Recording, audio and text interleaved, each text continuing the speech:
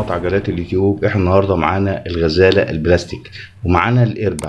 طبعا احنا هنلحمها طبعا ايه بلحام رائع جدا جدا. احنا عملنا على القناة عندنا بلحام الغزالة البلاستيك بنظام الكاوية بالنار. النهارده هنعمل لكم نظام لحام الغزالة او والقربة بنظام اللحام بالقرنديد، وان شاء الله تعجبكم باذن الله. احنا دلوقتي القربة دي بالذات احنا عشان نطلع الخضم من الغزالة لازم ايه ننفخ الغزالة. طب القربة دي طبعا احنا عشان نطلع الخضم منها لازم نملاها ميه عشان نشوف الخضم فين.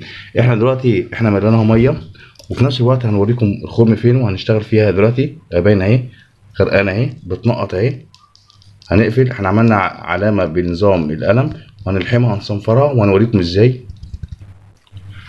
احنا طبعا فضينا الميه اللي في القربه، طبعا علمنا مكان الخرم بتاعها بالقلم باين اهو، وفي نفس الوقت الغزاله في نفس الوقت برضو عملنا الخرم بتاعها. معانا طبعا المادتين اللحام اللي احنا هنشتغل بيهم هم باينين اهم في نفس الوقت، ومعانا صنفره. اهم حاجه في الشغل كله بتاعنا الصنفره. احنا بنعمل ايه دلوقتي؟ اول حاجه هنبتدي بالقربه. اول حاجه نشيل الغزاله خالص. القربه باينه معانا اهي، المكان يعني طبعا انا خلاص معلم المكان. اهم حاجه انظف المكان ده كده بالصنفره عشان مبين كده. لازم اي زفاره اشيلها، طبعا بتشال بكل سهوله. يعني انا بعمل كده، وممكن طبعا اعمل الخلطه او الليمونتين من بره، وممكن اعملهم بدل اللحام في الحته دي بالظبط. ممكن ابتدي ان انا اعمل في المكان ده بالظبط.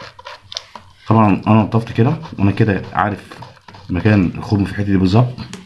اجي افك كده المادتين بنظام كده، طبعا لسه جديده مقفوله. افتح كده اول واحده وانزل جزء اللي انا عايزه على قد اللي انا ايه الشغل.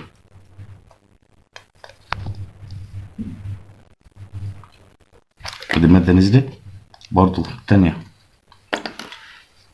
اعملها. طبعا سعر الانبوبتين دول في حدود 7 جنيه ونص.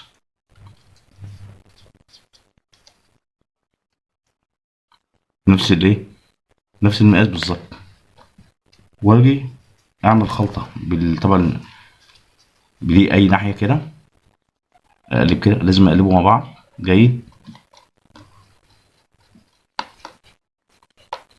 عايز اغير اللون بتاعه لو انا معايا قلم فلوماستر احمر،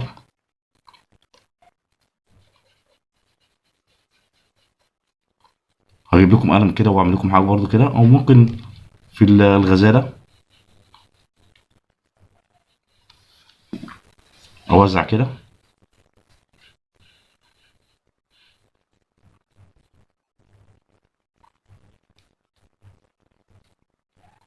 كده، وهنا برضو ناحيه كده. طبعا ايه واسيبها تجف شويه، هي بتاخد في حدود 10 دقايق لما يحصلها صلابه ان هي بتسخن اصلا. كده اوزع كده الاطراف دي بالذات اموتها كده، وهنشوف برضو ايه لما تشد هنعمل ايه. طب انا هركنها على جنب وهجيب الغزاله. احنا طبعا جبنا الغزاله وده الخرم مكان اهو. واهم حاجه عندنا قلنا ايه التطهير الاول. اصنفر المكان كده عشان نشيل اي زفاره، عشان اللحام يقفش بكل سهوله ويبقى احسن. اهم حاجه النظافه.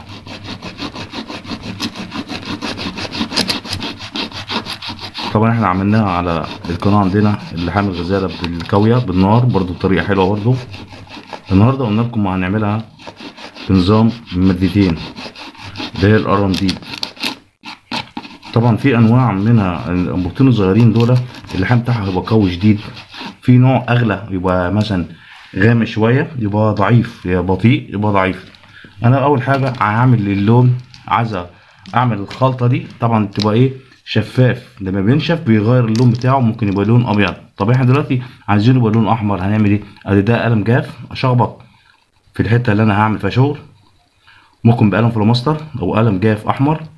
حسب اللون. الغزاله مثلا لو لون ازرق بلون قلم جاف ازرق، على طول لما بعمل الخلطه بتدوب اللون ده مع الخلطه وبيتغير اللون. قلنا عشان نعمل نفس اللون بتاع الغزاله ازاي.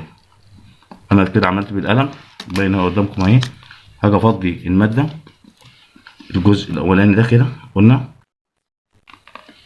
كده، واجي في الجزء التاني كده، واجي اخلط الخلطة مثلا من اي واحد باي جانب كده من هنا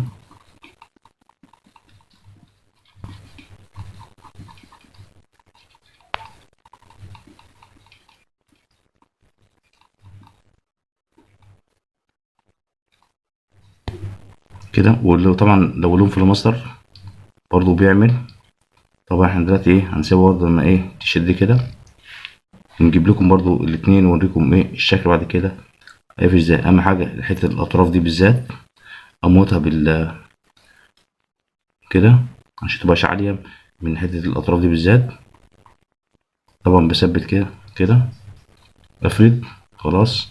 اهم حاجة ان انا ايه مظبط عند الايه فتحة الايه العلامة اللي معلمها كده. طبعا هتنشف هنرجع لكم وهنقول لكم ايه اللي حصل. طبعا احنا لحمنا كده باللحام القرنبيط، قلنا طبعا عملنا هنا لون، حتى اللون هنا اختلف عن ده. طبعا ده لون ابيض وده اللون محمر ماشي مع الايه مع اللون الغزاله. طبعا احنا ده لحمنا هنا مسك جامد اهو، وده برده جامد اهو مفيش اي حاجه. احنا بقى الحل بقى ايه، احنا هنجرب بس القربه بس هنحط فيها ميه ونجرب ونشوف. احنا عملنا ميه حتى باين اهي، الصوت باين مفيش اي تسريب ولا اي حاجه. حتى انا هقرب على الكاميرا اهي. طبعا الكاميرا هتنور لنا بكشاف برضه عشان يبين اكتر. مفيش اي صنف حاجه اهي ناشفه خالص.